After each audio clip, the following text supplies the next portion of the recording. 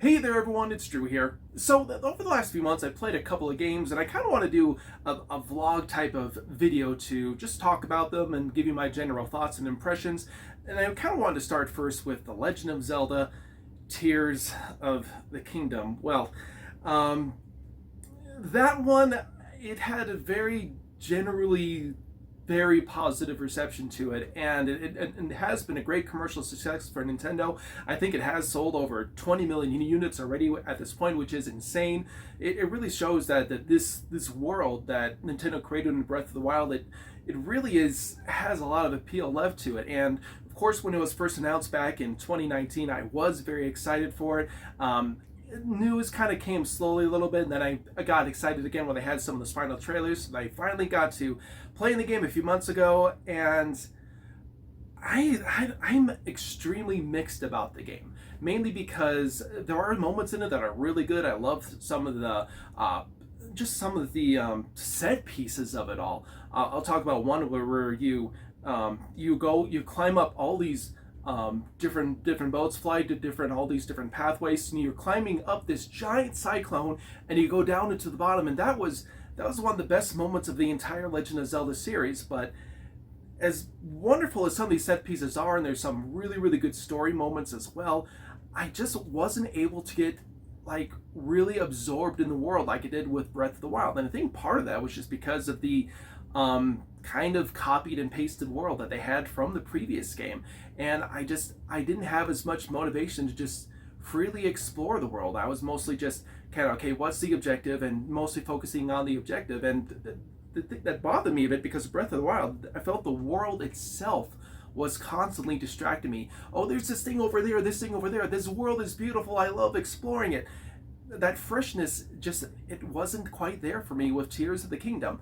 I will say though, I mean, they did have some cool new ideas. Like the depths were cool. It just like, it was all mostly the same kind of thing when you're exploring it. I wish they put more actual objectives down to the depths, like maybe things that can that are like shrines with the light roots. Something where when you heal a light root, it gives you it gives you one of those spirit orbs, or some kind of challenge to do around the light roots, or something like that.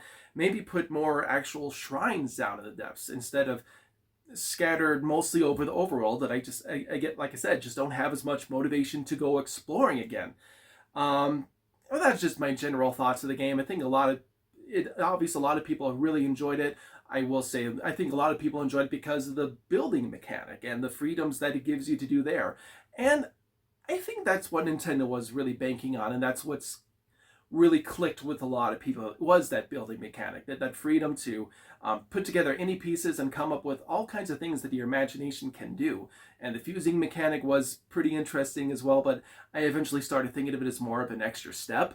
To just instead of just picking a weapon, oh, I better figure out what to put on this weapon, so I got to fuse this thing to it or whatever. It kind of felt like it was just adding a step to the process a little bit.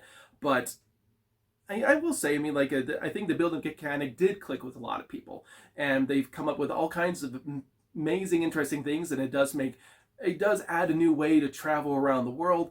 But to me, that just, it wasn't enough, and the building mechanic was kind of difficult sometimes. Like, me, especially having played the games like Banjo-Kazooie Nuts and Bolts, you have that really structured, nice, like, grid system where you can just easily place pieces exactly here and there. Tears of the Kingdom isn't exactly that precise. I mean, a lot of times I'm building something and the part tips over or things like that.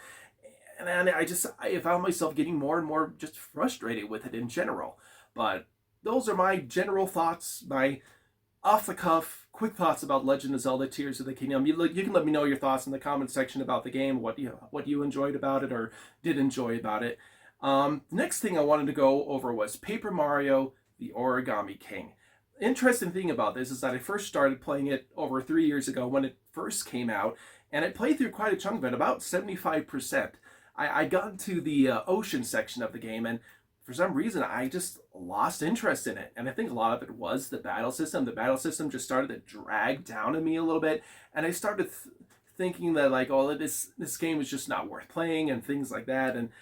But 3 years later, like, I started seeing people post about, like, well, it is a good game and stuff. Like, I was thinking, was I just too harsh on it? What was I just like focusing on the negatives too much? So I started playing it again, and I could say that it is overall a good game, and I would say maybe almost a great one because like there are a lot of things in it that are very entertaining. Like the music is outstanding. There are these like awesome little dance piece cut scenes, and a lot of the humor is spot on. And I would even say surprisingly, the story is surprisingly heartfelt and touching.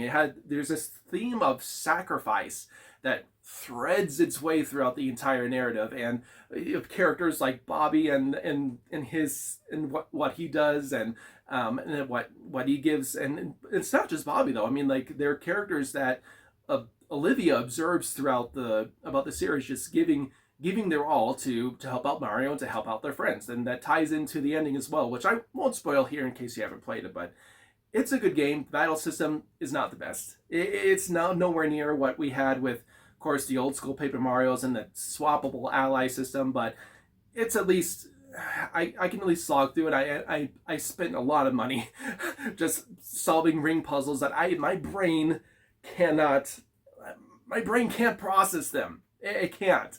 It cannot just figure out like where to place all the enemies in all the different little places. It doesn't click with me. But most everything else, it works out very well. I would say though the bosses are actually very entertaining. I love the League of Stationery. A lot of people say, "Oh, it's just a generic office supplies." I like them. I like them a lot. They each have the different personality. Like one kind of talks like a mob style, like a Yuki with this, and like they stick them up, that kind of a thing. And other ones that you can see their personalities and their accents and stuff, and that their boss fights are really good. And boss fights in general, I think, are pretty interesting because they kind of flip the ring system where you have to figure out a pathway to the center of the boss, and I found them fun. I find though the boss fights themselves to actually be pretty fun.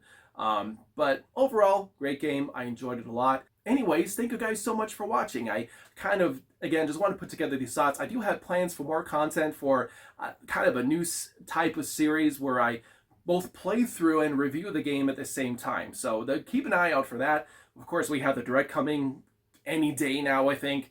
And I'm excited to see what announcements Nintendo has in store. But thank you guys so much. We're on the road to 900 subscribers. So if you haven't already, be sure to go ahead, drop a like, subscribe to this channel, and we will see you next time.